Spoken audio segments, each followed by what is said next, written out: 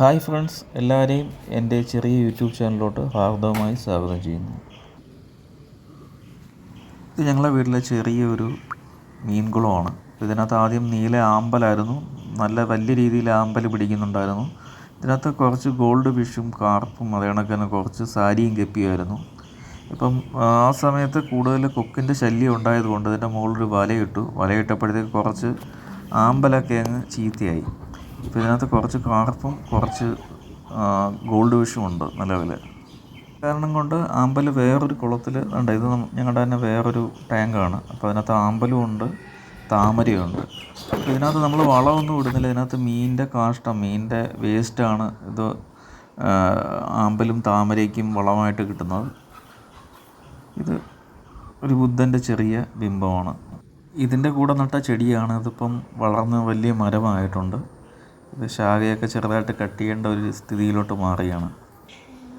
നേരം വെളുത്ത് വരുന്നേ ഉള്ളൂ. അടുത്ത് തന്നെ വീടിനോട് ചേർന്ന് തന്നെ ഒരു കാവാണ്. കാവിൻ്റെ ഭംഗിയാണ് നിങ്ങൾ കാണുന്നത്.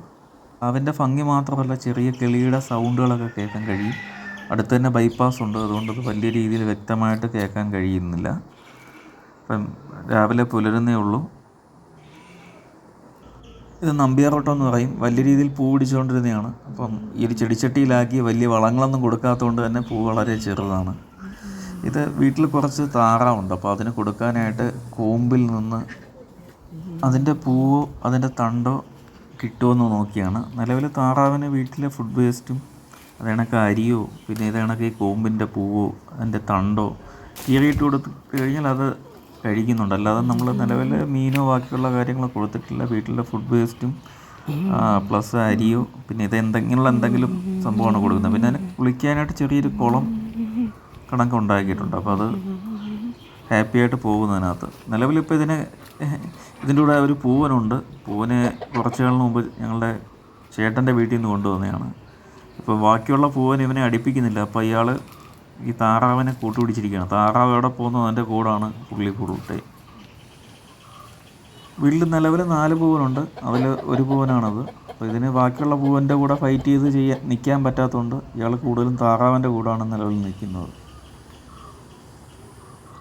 നിലവിൽ 10ഓളം കോഴിയുണ്ട്. അതിൽ നാടനല്ലാത്ത കോഴികൾ ഒന്നാണ് ഈ കറുത്ത കോഴി. ഇത് വീട്ടിലുള്ള ഒരു വെള്ളക്കോഴിയാണ്. നിലവിൽ അടക്കോഴിയാണ് ബാക്കിയെല്ലാം. ഇത് ഞങ്ങളുടെ പുള്ളിക്കോഴിയാണ്. ഇതിൻ്റെ പേര് പുള്ളിക്കോഴിയാണ്, ഞങ്ങൾ വിളിക്കുന്ന പുള്ളിക്കോഴി എന്നാണ്. ഇത് ഞങ്ങളുടെ മെയിൻ പൂവനാണ്.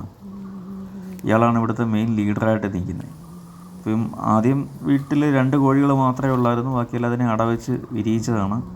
പിന്നെ 2 കോഴിയെ അടുത്ത സമയത്തായിട്ട് വാങ്ങിച്ചതാണ്. ഈ വെള്ളക്കോഴിയും ആ കറുത്ത കോഴിയും വാങ്ങിച്ചിട്ട് ഏകദേശം 1-2 ആഴ്ചയായിട്ടേ ഉള്ളൂ. പറമ്പിൽ ഉള്ള പുല്ലും ബാക്കിയുള്ള കാര്യങ്ങളും ചെതലുമൊക്കെ തിന്നലാണ് ഇവരുടെ മെയിൻ ഹോബി.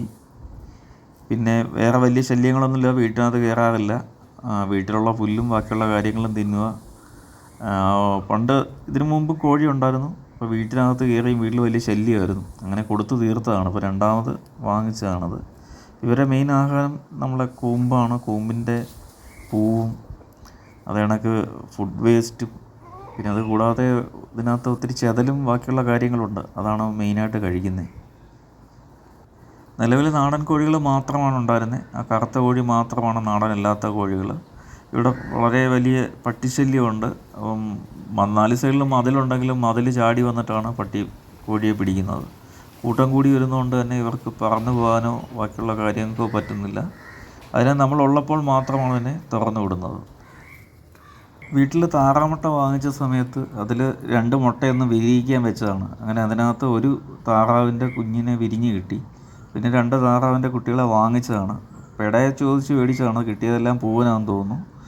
നിലവിൽ താറാവ് വിരിഞ്ഞ് വന്നിട്ട് ഏകദേശം 3 മാസം കഴിഞ്ഞു. അതിന് ഗോതമ്പും അതേണ കരിയൊക്കെയാണ് കൊടുക്കുന്നത്. ഇപ്പോൾ കുറച്ച് ഗോതമ്പ്, നിലവിൽ കൂട്ടിനകത്ത് ഒരു പെടക്കോഴിയുണ്ട്. അപ്പോൾ അതിന് കുറച്ച് ഗോതമ്പ് ഇട്ട് കൊടുക്കുകയാണ്.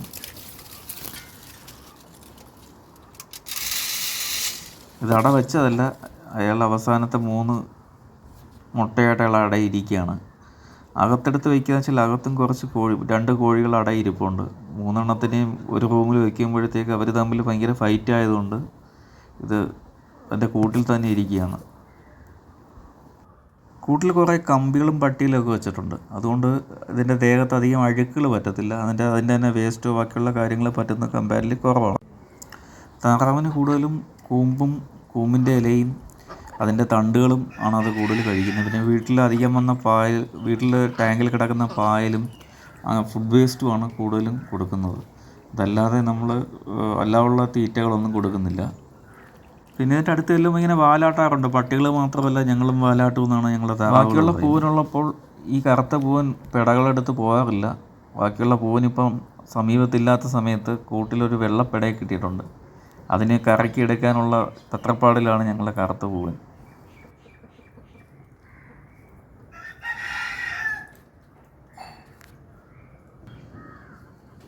മാവുകൾ പൂത്തു തുടങ്ങിയിട്ടുണ്ട്. നല്ല രീതിയിൽ പൂത്തിട്ടുണ്ട്.